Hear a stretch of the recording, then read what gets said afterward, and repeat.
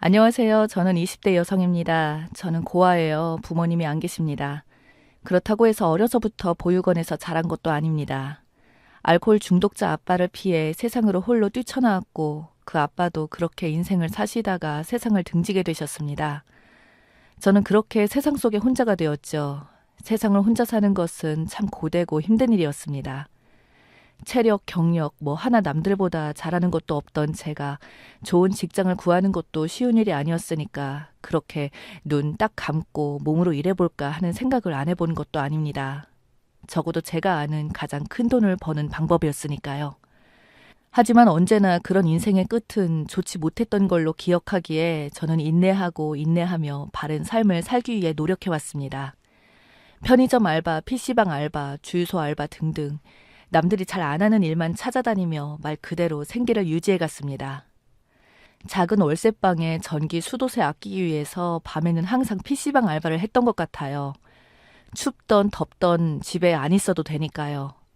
그리고 밤 알바가 끝나면 저의 자는 시간은 언제나 오후 1시쯤이었습니다. 해가 중천에 떠서 사람들이 활발하게 활동하는 시간, 저는 그 시간에 잠을 청합니다. 그렇게 정말 생계만을 위한 삶을 살아왔습니다. 제가 일하는 편의점에 단골로 오는 그였는데 매번 술과 담배를 사가고는 했었죠. 항상 사가면서 좋은 하루 보내라는 말과 함께 따뜻한 인사를 건네주던 그 사람에게 저는 이유 없이 끌렸습니다. 그러던 어느 날 무언가 기분이 안 좋은 일이 있는지 편의점 테이블에서 혼자 술을 마시고 있는 그에게 말을 걸게 되었고 그날 이후 저희는 친해지게 되어 만남을 가지게 되었습니다. 그는 정신이 약한 편이라 작은 일에도 스트레스를 많이 받는 민감한 성격이었어요. 그런 그에게 저는 그저 괜찮다라는 말만 반복해 주었는데 이상하게도 그 말을 들으면 기분이 편해진다며 그런 이유로 저에게 만나보자 제안을 했던 거죠. 연애 과정은 생략할게요. 남들과 같은 그저 그런 연애를 했습니다. 그러다가 1년이라는 짧은 연애 기간을 거치고 바로 결혼을 하게 되었죠. 형편도 형편이었고 딱히 결혼식을 할 정도로 여유 있게 살던 사람들은 아니었기에 결혼식 없이 그냥 혼인신고만 하고 같이 살게 되었습니다. 남편 집에는 홀 시아버지가 한 분 계셨는데 시아버지 또한 저를 너무 예뻐해 주셨기에 같이 사는 것에 대해서 불만은 없었습니다. 저야 부모님이 안 계시다시피 살아왔으니 어쩌면 따뜻한 어르신의 정에 기분이 좋았는지도 모르겠어요. 마침내 아버지가 새로 생긴다는 그런 기분이랄까요? 적어도 시아버님은 술주정뱅이는 아니었으니까. 저희 아버지가 술주정뱅이의 폭력분이었기에 제가 유독 과음하는 사람들에게 예민한 것은 있습니다. 하지만 남편도 시아버지도 과음을 하시는 분들은 아니었어요. 다만 한 번에 많이 안 드실 분, 너무 자주 드셔서 그것이 문제였죠. 결혼 후에 1년 동안은 다른 신혼부부처럼 깨소금이 쏟아질 정도로 행복했습니다. 솔직히 바람에 낙엽이 떨어져도 하하호호 웃을 만큼 이유도 없이 행복한 나날들이 계속되었죠. 남편은 저의 과거를 다 듣고 살아온 일생을 다 들었기에 저에게 일을 놓고 잠시 쉬는 것을 권유했습니다. 저는 그런 남편의 권유에 망설였지만 자기가 열심히 하면 되니까 지치고 고된 삶을 살아왔을 저에게 휴가를 좀 주라고 하더군요. 저는 고지고대로 그의 말을 따라 집에서 집안일을 하며 시아버님 식사를 챙기며 살았습니다. 그런 제 모습에 시아버님도 저를 유독 좋아하셨고요. 시아버님을 아버님처럼 모시며 따랐습니다. 남편도 저도 어린 나이에 결혼했기에 시아버님 연세가 40대였거든요. 젊은 나이시죠. 그런데 일은 안 하셨어요. 다 좋은데 남들 밑에서 일하는 걸 힘들어하는 고집이 센 분이라 어디를 가셔도 오래 일자리를 유지시키지 못하더라고요. 그런데 그렇게 고집이 센 분이라면서도 제 말이라면 뭐든 들어주려 하셨고 틈만 나면 저를 딸처럼 이뻐해 주셨습니다.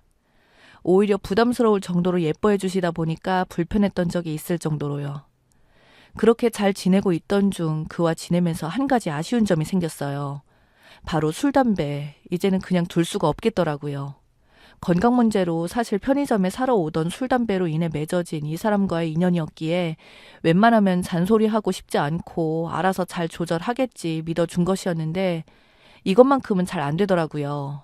늘 계획적이며 무엇이든 잘 이루어내는 이 사람도 유독 술과 담배는 끝낼 수가 없었습니다. 그러다가 요즘 들어서 힘들어하는 모습에 남편을 설득해서 병원으로 데려가 건강검진을 받게 되었는데 결과는 너무 충격적이었습니다. 고혈압이었어요. 너무 무리하면 뇌출혈로 이어져서 그 자리에서 사망을 할 수도 있다는 그 정도요. 평소에 투잡을 하던 남편은 매일 집에 와서 하는 말이 너무 힘들다, 신경 쓰여서 미치겠다, 머리가 아프다 했었습니다. 그 결과를 듣고 나서 오히려 남편은 태연하게 괜찮아, 무리만 하지 않으면 괜찮다잖아 하며 울먹이려고 하는 저를 다독여 주었죠. 저는 남편에게 투잡을 그만둘 것을 권유했지만 남편은 당장은 안 되고 조금만 더 기다려달라고 했습니다. 할 수 없이 저는 남편에게 너무 무리하지 말라고 힘들면 말하라고 도와주겠다고 했고 말없이 끄덕이며 집을 나서는 남편의 모습이 마지막으로 보는 남편일 줄은 꿈에도 몰랐습니다. 그날 오후쯤 병원에서 전화가 왔어요. 남편이 사망했다는 그 말을 듣고 말도 안 돼, 장난 전화일 거야 하며 몇 초간 멍 때리다가 아닐 거라고 믿으며 병원을 부랴부랴 달려왔는데 사망을 한 것이 맞더군요. 의사 선생님 말씀이 남편이 뇌출혈로 그 자리에서 쓰러졌다고 합니다. 인근 주민들에게 발견되어 급히 병원으로 송치가 되었지만 이미 사망한 후였다고 하더라고요. 남편을 맡았던 의사 선생님께 제발 살려달라고 애원하고 무릎 꿇고 빌고 또 빌었습니다. 하지만 의사 선생님께서는 죄송하다는 말씀만 하시더군요. 한참을 그 차가운 바닥에 주저앉아 펑펑 울다가 그제서야 남편이 죽었구나 하는 실감이 났습니다. 그때 심정이란 말로 다 못할 만큼 숨이 턱턱 막혔어요. 얼마나 울었는지 정신도 제정신이 아니었고 심지어 바보같이 의사 선생님께 찾아가서 못 살려낼 거면 차라리 나도 이 세상 떠나게 해달라고 소리를 질렀던 기억이 납니다. 저는 그렇게 처음으로 이 세상에서 제일 사랑했던 사람을 떠나보냈습니다. 그간 우리 사이는 정말 깨를 볶을 정도로 화목한 사이였지만 아이는 없었어요. 늘 투잡으로 바빴던 사람이라 아이를 생각할 여유가 없다는 게 그게 맞겠네요. 남편을 잃고 오열하며 보냈던 시간. 시아버님은 제 옆을 지켜주었습니다. 저는 부모도 없고 남편도 잃고 이제는 시아버님과 단둘이 가족으로 남게 되었어요. 차라리 아이라도 있었으면 조금은 괜찮았을까. 이 세상에 그가 떠났지만 세상은 평소와 똑같이 돌아갔고 둘 사이에 아이도 없으니까 마치 그의 존재가 흔적 자체가 세상에서 지워진 느낌이 들 때면 아이를 미리 못 가진 것 또한 후회가 됐습니다. 그렇게 너무도 조용하고 적적해진 집안에서 저는 남편의 빈자리를 느끼며 살아왔습니다. 그 빈자리는 당장 금전적인 문제에서부터 시작이 되었습니다. 보험을 넣을 정도의 여유조차 없던 남편에게는 사망보험금조차 없었어요. 그러다 보니 당장 생계 문제에도 막막함이 밀려들었습니다. 하지만 아들을 잃고 정신이 드신 건지 시아버지께서 일을 구해서 열심히 나가시더라고요. 그러면서 저보고는 걱정 말라며 아들은 있고 둘이서 잘 지내보자면서 산 사람은 살아야지 하며 저를 다독여 주셨습니다. 저는 그런 시아버지의 모습이 듬직해 보였고 정말 제 아버지 같았어요. 감동이었죠. 일생일대 이룰 수 없던 감동. 그러던 어느 날 정말 충격적인 사건이 일어났습니다. 남편의 사별 이후 시아버님과 저는 일을 다녔어요. 저는 당장에 잡을 일자리가 없었기에 같이 새벽 편의점 알바를 시작했고 시아버지는 무슨 공장을 다니셨었죠. 그러다 보니 시아버님의 퇴근 시간은 저녁 6시였고 저는 아침 8시쯤으로 서로 엇갈리는 삶을 살았습니다. 제가 퇴근해서 들어가면 아침에 일어나 계신 그런 모습을 자주 뵙게 되었죠. 조금이라도 일찍 끝나는 날에는 집에 가서 아침을 꼭 차려드리려고 노력도 했습니다. 그러던 어느 날이었어요. 시아버님께서 주 5일이라 공휴일에 쉬는데 저는 평일이 쉬는 날이라 그날 일을 나가게 되었습니다. 그리고 늘 똑같이 아침 8시에 일을 마치고 집에 돌아왔고 시아버님께서 평소처럼 반갑게 맞이해 주셨어요. 그리고 저는 그날도 잠에 들었습니다. 제가 잠이 들면 세상 모르고 잠이 드는 편인데 그날따라 불쾌한 느낌이 있어서 도중에 잠에서 깨었습니다. 근데 눈을 떠보니 시아버님께서 있는 게 아니겠어요? 저는 눈 뜨자마자 놀라서 소리를 지르며 일어났습니다. 상황 파악이 안 돼서 여기저기 두리번거리고 떨리는 마음이 진정이 안 되었어요. 시아버지께 왜 그러시냐, 어떻게 이럴 수 있냐고 물었지만 시아버지는 장시간 아무 말이 없으시더니 저보고 진지하게 이야기를 좀 하자며 잠시 앉으라고 하시더군요. 솔직히 마주 앉을 정도로 마음이 진정된 것은 아니었지만 제 마지막 가족으로 생각하고 살고 있던지라 그냥 얘기나 들어보려고 잠시 앉았어요. 그랬더니 시아버지께서 충격적인 말씀을 하시는데 청혼을 하셨습니다. 저를 좋아하신다면서 결혼을 하자고 하십니다. 아들 잃고 힘들겠지만 나도 힘들다. 우리끼리 결혼해서 잘 살아보면 되지 않겠니? 아들 못 가지. 그러시면서 아들과 못 낳았던 예쁜 아기도 낳고 그렇게 잘 살자고 합니다. 이 무슨 미친 소리인가 했습니다. 저는 뭔가 모를 감정이 몰아쳤어요. 배신감, 억울함, 그리고 수치심도 있었고 도저히 용납할 수 없는 이 상황에 내가 과연 이 꼴로 더 살아야 되나 나쁜 생각까지 들었습니다. 저는 더 말을 들을 것도 없이 단칼에 거절하고 화난 표정으로 자리에서 일어났습니다. 그랬더니 시아버지께서 잘못했다며 하지만 마음만큼은 진심이었다고 하시더군요. 처음 본 순간부터 사랑했고 이런 말 저런 말 주절주절 뭐라고 했는지 기억도 잘 안 납니다. 다만 단순히 상황이 이렇게 되니까 오해다 이런 말씀을 하고 싶으셨던 것 같더라고요. 자기 방어의 모습이죠. 그래서 그랬어요. 너무 실망했고 실망했어요. 하지만 경찰에 신고할 마음은 없으니까 이렇게까지 오해라고 해명을 안 하셔도 되세요. 다만 전 이 집을 그냥 나가겠어요. 다시는 제 앞에 나타나지 말아줬으면 좋겠습니다. 다시 한번 나를 찾으면 그때는 경찰서에서 보게 될 거예요. 라고 이렇게 당부 아닌 협박을 하고 돌아섰습니다. 그리고는 잽싸게 짐을 싸서 그 집에서 나왔어요. 며느리한테 어쩜 이럴 수가 있다니. 그 사건 이후 돌이켜보니 다 퍼즐이 맞춰지는 게 그래서 나한테 그간 그렇게 잘해주셨나 싶은 생각이 들더라고요. 그렇게 생각을 하자니 그때부터 흑심을 가지고 그랬었나 하는 마음에 소름이 끼쳐서 말도 안 나왔습니다. 그 후에 또다시 힘든 삶의 시간을 보냈죠. 빈 몸으로 나와 모텔방을 전전하며 살았어요. 하지만 이제는 사무일을 할 정도로 컴퓨터를 배워서 회사 일을 하며 살아가고 있습니다. 정직원으로요. 그리고 아직까지는 비혼으로 살고 있고요. 그런데 오며 가며 봤는데 시아버지는 재혼을 하신 건지 뭔지 다른 아줌마 한 분이랑 매번 같이 다니시더라고요. 솔직히 그 모습도 꼴불견이었네요. 여자 없이 못 사시는 건지 행복하게 잘 사시는 시아버지의 모습을 볼 때면 뭔가 나만 세상의 피해자 같고 불행을 다 떠안고 사는 그런 기분에 울적했습니다. 이제 곧 남편과 사별할 날이 다가오는데 그날이 다가올 때마다 이 기억들까지 같이 소환되니까 마음이 너무 아프고 속상합니다. 근데 그런 제 속도 모르고 저를 좋아하는 직장 동료가 하나 있습니다. 제가 사별한 것도 이야기를 해줬지만 다 상관없다고 하더라고요. 저를 행복하게 해주기 위해 많은 행동을 하고 있어요. 출근하면 제자리에 아침 일찍 꽃을 사서 가져다 두기도 하고 맛있는 빵이나 쿠키, 간식거리들을 몰래 건네고 갑니다. 그 외에도 여러 가지 저는 이 사람의 애정 넘치는 호의에 솔직히 마음이 흔들리고 행복한 기분이 들 때가 많아요. 하지만 두렵습니다. 이 사람의 마음이 진심이건 아니건 왠지 인생의 빛이란 절대 없을 것 같은 막연한 두려움에 새로 연애를 시작할 수가 없습니다. 분명 저는 외롭고 옆에 사람이 필요한데 사람을 두는 게 두렵고 어렵습니다. 어떻게 해야 할까요? 저는 정말 외로운데 착잡한 하루입니다. 창밖으로 비가 추적추적 내리는 걸 멍하니 보고 있자니 많은 생각이 들어 주저리 글을 남겨봅니다. 혹시 이 글을 끝까지 보신 분이 있다면 수고스럽겠지만 좋은 하루 보내라고 댓글을 남겨주시겠어요? 매번 남편이 제게 늘 해주던 그 인사가 그리웠어요. 매번 좋은 하루 보내라고 따뜻하게 인사해줬었는데 아무튼 오늘은 이야기 전부 들어주신 분들 감사합니다. 정말 감사합니다. 여러분도 좋은 하루 보내세요. 행복하세요.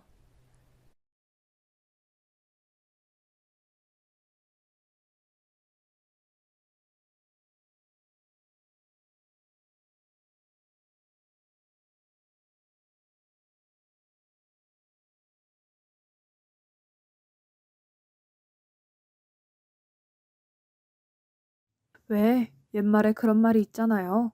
하늘에서 인연을 점 찍어 준다는 말이요. 오늘 제 사연을 들어보시면 아마 그 말을 수긍할 것 같아요.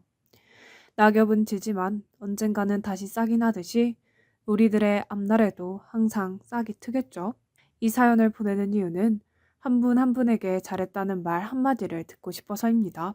제 선택이 앞으로 어떤 결과를 가져올지는 잘 모르겠지만 이제는 후회하지 않으려고요. 제 여자친구는 요즘 말로 금지오겹 외동딸이었습니다. 따뜻한 마음씨인 장인 어른과 장모님 아래에서 자라서 그 누구보다도 착하고 때로는 바보 같을 정도로 순진한 사람이 제 여자친구였어요. 살면서 꽤 많은 연애를 했지만 제 여자친구 같은 사람은 처음이었습니다. 한없이 약해 보이기도 하면서 중요한 순간에도 강한. 저는 그런 여자친구를 참 멋있다고 생각했어요. 요즘 사람들 중에서 약한 사람한테만 강하고 강한 사람한테는 약해지는 사람들이 참 많은데 제 여자친구는 정반대였어요. 강한 사람에게 강하게 대하고 약한 사람에게 약하게 대하는 어찌 보면 공명정대한 경찰이나 변호사 혹은 판사 같은 직업이 어울리는 성품이었습니다. 처음에 여자친구랑 사귈 때는 신기했어요. 어떻게 이런 사람이 다 있지 하고요.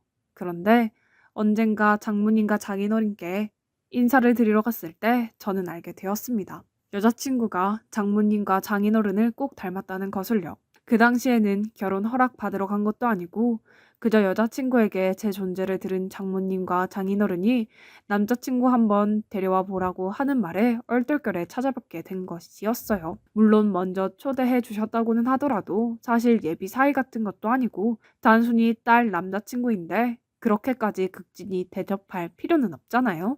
하지만 여자친구네 부모님은 제가 오기 꽤 오래전부터 여자친구에게 제가 어떤 걸 좋아하는지, 뭘 잘 먹는지를 미리 물어보시고는 제가 방문한 날 정말 제가 좋아하는 음식들로만 한상 가득 차려주셨습니다. 그리고는 제가 방문한 내내 불편한 곳은 없는지도 물어봐 주시고 너무나 살가운 마음으로 저와 여자친구의 만남에 대해 궁금해 하시기도 하는 등 저는 여자친구 본가에 있는데도 불구하고 마치 집에 있는 것 같은 편안함을 느낄 수가 있었어요. 제가 성격상 저보다 어른들을 무척이나 어려워하는데 인생 처음으로 낯을 많이 가리지 않은 어른들이 바로 장인, 어른과 장모님이었죠. 그런 분들이니 더욱더 여자친구와 결혼으로 연을 맺어 오래오래 함께 살고 싶었습니다. 살갑고 착한 여자친구는 저희 부모님께도 엄청 큰 환영을 받았어요. 여자친구가 집에 가고 나서 부모님은 저에게 네가 어떻게 저런 여자를 만났냐며 복 받았다고 농담을 하실 정도였죠. 그렇게 각자 부모님께 서로 인사하고 저희 결혼은 그렇게 물 흐르듯이 진행된다고 생각되었습니다. 상견례 날짜까지 잡은 이상 결혼이 무너질 일은 전혀 없었죠. 그런데 상견례 당일 저희 가족은 이미 모여 있는데 약속된 시간이 지나도록 여자친구네 부모님이 오지 않더라고요. 여자친구는 회사 때문에 본가에서 따로 나와 서울에서 살고 있었기 때문에 저희랑 같이 있었는데 여자친구 부모님은 시골에서 살고 계신 터라 서울까지 꽤 오랜 시간이 걸리는 상황이었습니다. 당연히 저희는 길이 막히나 보다 싶어서 조금만 더 기다리자고 했어요. 하지만 1시간이 지나고 2시간이 지나도 여자친구 부모님께서는 연락이 없었어요. 아니, 늦을 땐 늦더라도 연락은 해야 되는 거 아니야? 처음에는 인내심 있게 기다렸던 저희 부모님도 여자친구 부모님의 행동이 옳지 않다고 생각했는지 점점 화가 나는 눈치였어요. 여자친구는 전화를 해도 안 받는다며 무슨 일이 있는 게 분명하다고 불안해했죠. 그리고 그때 마치 기다리기라도 했다는 듯 여자친구의 핸드폰으로 전화가 걸려왔습니다. 그리고 전화를 받은 여자친구의 한색이 순식간에 하얗게 질렸어요. 왜 그래? 무슨 전화길래 표정이 그래? 여자친구는 제 물음에 아무 말도 하지 못하더니 입술을 한참 떨다가 갑작스레 눈물을 펑펑 흘렸습니다. 그 모습에 저는 물론 저희 부모님까지 깜짝 놀라서는 다 같이 일어나 여자친구를 달래기 바빴어요. 그러나 여자친구는 빨리 병원에 가야 한다며 저와 부모님을 뿌리치고 밖으로 나갔죠. 저희는 영문도 모른 제 여자친구의 뒤를 따라가서는 함께 택시에 올라탔습니다. 택시에서도 여자친구는 눈물을 멈추지 못했어요. 택시 기사님이 무슨 일이 있길래 그렇게 우냐고 참견할 만큼요. 여자친구의 목적지는 한 병원이었습니다. 저와 부모님은 영문도 모른 채로 여자친구를 따라서 그 병원으로 향했어요. 혹시 올라오다가 다치시기라도 하신 거냐고 물어도 여자친구는 울고 있고 목적지가 병원이다 보니까 저는 속으로 여자친구 부모님께서 작은 사고를 당하신 거라고 생각했습니다. 하지만 단순히 사고를 당한 것 그 이상의 상황이 제 눈앞에 벌어져 있었죠. 이미 여자친구 부모님은 돌아가신 상황이었고 원인은 교통사고였습니다. 여자친구가 걸려온 전화를 받았을 때는 이미 여자친구 부모님께서 돌아가신 후 가족인 여자친구에게 전화가 왔던 거고 때문에 여자친구는 전화가 온 그 시점에서 본인 부모님이 하늘나라에 가셨다는 걸 알고 있는 상태로 병원에 와야 했던 거였어요. 저희 모두가 그 상황에 할 말을 잃었습니다. 정말 모든 것이 완벽하다고 생각했는데, 이제 정말 당장 결혼할 일만 남았다고 생각했는데, 상견례 날에 장모님과 장인어른 되실 분이 교통사고로 돌아가셨다니. 여자친구는 형제도 없었고 친척분들과 지인분들이 있었지만 힘들어하는 여자친구를 그냥 두고 볼 수 없었죠. 비록 저는 여자친구와 아직 결혼하지는 않았지만 당장 결혼을 앞둔 남자친구로서 여자친구를 도와주고 싶었기 때문에 곁에서 장례식 치르는 걸 도왔어요. 저희 부모님도 여자친구가 안쓰럽다고 장례식에 참석하셔서 위로의 말씀을 전해주고 가셨습니다. 너무도 갑작스러운 소식이었긴 했지만 저는 여자친구에 대한 애정이 가시지 않았어요. 오히려 여자친구가 그렇게 홀로 남았기 때문에 앞으로 남편 될 사람으로서 제가 더 보듬어주고자 마음을 먹었죠. 그러나 저희 부모님은 생각이 달랐습니다. 부모님 돌아가신 건 참으로 안타깝지만 내가 보기에는 조상들이 우리를 살린 게 아닌가 싶어. 아무리 생각해도 결혼도 그쪽 부모님이 정상으로 살아있을 때 하기로 했던 거지. 지금 상황에서 결혼하면 우리만 손해야. 정말 안타깝지만 현실을 직시해야 한다. 평생 네 운명이 달린 게 결혼이야. 부모님, 특히 어머니가 여자친구와의 결혼을 적극적으로 반대를 했어요. 저는 이해를 할 수 없었죠. 여자친구는 그대로고 달라진 게 있다면 장모님과 장인어른이 계시냐 계시지 않느냐의 차이인데 겨우 그거 하나로 이렇게 손바닥 뒤집듯 결혼 여부를 물을 수가 있는 건가요? 그날 상견례만 정상적으로 진행이 되었어도 날짜까지 잡았을 게 분명한데, 그리고 상견례를 서울이 아닌 여자친구 부모님이 계신 시골에서만 했어도 이런 일은 안 당했을 텐데. 저희 부모님은 이제까지 제가 알고 있던 따뜻한 부모님이 아니라 그냥 낯설게만 느껴졌어요. 당연히 저는 부모님을 설득하려고 했습니다. 저는 여자친구만큼 사랑하는 사람이 없고 이렇게 결혼 못하고 헤어지게 되면 앞으로 누군가를 만나더라도 절대로 깊은 관계까지는 가지 않을 것 같다고요. 그러나 제가 무슨 말을 하든 부모님은 제가 아직 어려서 철이 없어서 그런 거라고, 나이 조금만 먹으면 본인들이 왜 이렇게까지 결혼을 반대했는지 알 거라고 그렇게 이야기만 했습니다. 나도 너라는 아들이 있는 부모로서 갑작스럽게 어머니 아버지 둘 다 여인 그 여자애가 안쓰럽지 않은 게 아니야. 하지만 걔가 안쓰럽다고 하더라도 지금 현실적으로 봤을 때 걔가 우리 집안이랑 결혼해서 우리가 뭐 좋을 게 있니? 너 결혼 이상만으로 된다고 생각하면 큰 코 다친다. 하지만 엄마, 결국 결혼해서 사는 건 나랑 아내인 거잖아요. 당연히 양가 부모님도 신경 써야겠지만 결국 둘이 좋아서 평생 100년 해로를 하든 말든 하는 건데 저는 지금 여자친구랑 결혼하고 싶어요. 그런데 겨우 여자친구 부모님 돌아가셨다고 해서 결혼을 하지 말라니요? 저는 그거 이해 못해요. 너 말이다. 그런 얘기도 못 들어봤어? 중요한 일 앞두고 안 좋은 일이 생기는 건 미래에 더 좋지 않은 일이 일어날 거라는 예시인 거. 내가 누누이 말하지만 이건 아무리 봐도 우리 조상님이 결혼하기 전에 얼른 발 빼려고 신호준 거나 다름없다. 너 분명히 엄마 아빠 말 안 듣고 그 애랑 결혼하면 언젠가 후회할 일 생길 거야. 그때 가서 엉엉 울면서 부모님 말 들을 걸 그랬다고 후회하지 말고 그냥 지금 우리 말 듣고 걔랑 헤어지고 더 좋은 여자 만나. 세상에 여자가 그게 하나니? 하지만 엄마, 하지만이고 뭐고 없어. 이 엄마는 절대 마음 안 변한다. 네 아버지도 마찬가지야. 차라리 연애를 더 하고 싶으면 그건 우리가 눈 감아 줄 수 있어. 하지만 결혼은 절대 안 돼. 내가 보기에는 나중에 기필코 안 좋은 일이 생기는 징조야. 엄마도 이런 말 하기 편한 거 아니다. 나도 좋은 사람 되고 싶어. 하지만 앞날이 뻔히 보이는 네 인생을 이렇게 허무하게 그냥 내버려 둘 수는 없다. 몇 번을 이야기해도 소용이 없었습니다. 예비 장인어른과 장모님이 돌아가신 것을 좋지 않은 일이 일어날 것이라는 징조라고 굳게 믿고 있는 부모님은 제가 어떤 말을 해도 절대로 여자친구와의 결혼을 허락하지 않을 것만 같았어요. 그래도 그나마 어머니보다 아버지 쪽이 설득하기 쉬울 것 같아서 어머니 없는 사이에 아버지와 얘기를 해보려고 했지만 아버지도 미안하다는 뜻 말씀하시면서 그 부분에 대해서는 어머니와 생각이 같다고 굳건하게 이야기했습니다. 너희 엄마가 조금 과격하게 말한 건 없지 않지만 이 아빠도 그렇게 생각한다. 하필 그날 그런 사고가 일어났다는 게 영 심상치가 않아.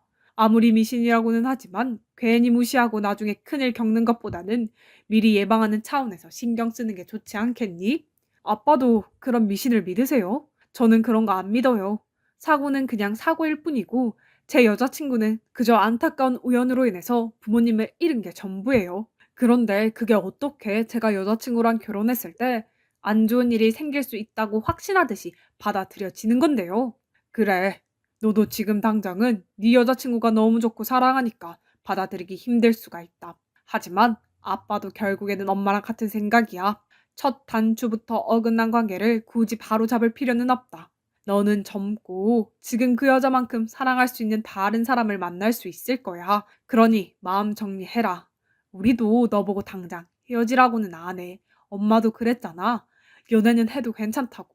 그저 결혼만 하지 마라. 사람은 때로는 너무 하고 싶지 않고 힘들어도 꼭 해내야만 할 때가 있는 법이야. 지금 네가 그것들을 해내야 할 시간이고 당장 끊어내는 것이 힘들지라도 조금씩 마음을 덜어내면 분명 나중에 그래 그때 그런 일도 있었지 하고서 먼 옛날 얘기처럼 떠올릴 수 있는 그런 날이 올 거다. 아버지까지 강하게 반대하는 통에 저는 더 이상 제 의견을 말할 수 없었어요.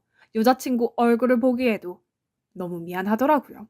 여자친구는 그렇게 힘든 와중에도 여전히 저를 생각하면서 사랑해주고 아껴주는데 저는 겨우 결혼 허락 하나 제대로 받지 못해서 쩔쩔매고 있는 꼴이 부끄럽기도 하고 제 스스로가 원망스럽기도 했습니다. 자주는 아니더라도 이전처럼 여자친구를 만났지만 차마 결혼 이야기를 꺼낼 수도 없고 그렇다고 아직 좋아하는데 헤어질 수도 없어서 대면대면 만남을 이어왔죠. 여자친구도 아마 눈치챘을 겁니다. 그 전까지만 해도 저는 늘 제가 먼저 결혼 이야기를 꺼내면서 우리 얼른 결혼했으면 좋겠다며 신혼집 생기면 당신이 좋아하는 걸로 잔뜩 꾸미자고 그 누구보다 결혼 생활을 기대하고 있는 주로 많은 얘기를 꺼냈는데 여자친구 부모님이 돌아가신 이후 눈에 띄게 결혼 이야기를 하지 않고 데이트를 하더라도 예전처럼 밝게만 대하지 못하는 모습을 보였으니까요. 아닌 척해도 여자친구는 눈치가 빠른 편입니다. 감히 예측을 하자면 여자친구도 저를 계속 좋아하고 있는 상황이었기에 아마 본인이 먼저 헤어지자고 하기는 힘들었을 것 같아요. 그렇게 여자친구 부모님이 돌아가시고 한 두 달 정도를 열렬하게 연애하는 것도 그렇다고 헤어진 것도 아닌 애매한 상태로 지냈습니다. 그런데 저희 어머니는 그런 모습조차 보고 싶지 않았는지 제가 모르는 사이 여자친구에게 전화를 걸었나 봅니다. 우리 헤어지자. 처음에는 갑자기 여자친구가 먼저 헤어지자는 얘기를 꺼내길래 제가 너무 미적지근하게 대해서 화가 났나 싶었습니다. 저는 당연히 미안하다고 나한테 화난 거 있으면 풀어달라고 빌었고 여자친구는 그런 거 아니고 이렇게 계속 이어가봤자 서로에게 도움이 될 게 없다면서 계속 헤어지자고 하더군요. 나 진짜 너랑 못 헤어져. 갑자기 왜 헤어지자고 하는 건데? 미안해. 나는 우리가 헤어지는 게 훨씬 좋을 것 같아. 집에 와서 여자친구의 행동을 곰곰이 곱씹어봤어요. 불과 얼마 전에 만났을 때만 해도 헤어짐에 대한 기미는 전혀 보이지 않던 여자친구였어요. 그런데 갑자기 왜 이렇게 나오는지 의아했는데 문득 저희 부모님이 생각났습니다. 상견례를 앞둔 어느 날 부모님은 제 여자친구 번호를 알아가셨거든요. 그런데 어쩐지 어머니가 여자친구에게 뭔가 이야기했을 거라는 직감이 들었어요. 그래서 저는 그 즉시 어머니에게 찾아갔죠. 엄마, 혹시 내 여자친구한테 전화해서 나랑 헤어지라고 했어? 아니나 다를까 어머니는 저한테 그 사실을 숨길 생각도 없어 보였습니다. 고개를 끄덕이면서 맞다고 제가 지금까지 질질 끌면서 헤어지지 못할 거라고는 꿈에도 생각 못하고 연애를 허락한 건데 제가 결단을 못 내리니 어머니는 본인이 대신 내려준 거라고 하셨죠. 내가 그때 연애를 허락한다고 했지만 이렇게까지 천년 만년 오래 사귀라는 건 아니었어. 나는 한 달 정도면 다 정리하고 알아서 끝냈을 줄 알았더니 이 녀석이 어쩜 이렇게 강단이 약한지. 그나마 걔는 좀 말귀를 알아듣더라고. 너도 이참에 얼른 정 떼고 헤어지고 빨리 다른 여자 만나야지. 엄마, 대체 뭐라고 하신 건데요? 엄마가 왜 제 연애에 그렇게 참견을 해요? 저는 걔가 좋다니까요. 걔 말고 다른 여자 사귈 생각 없어요.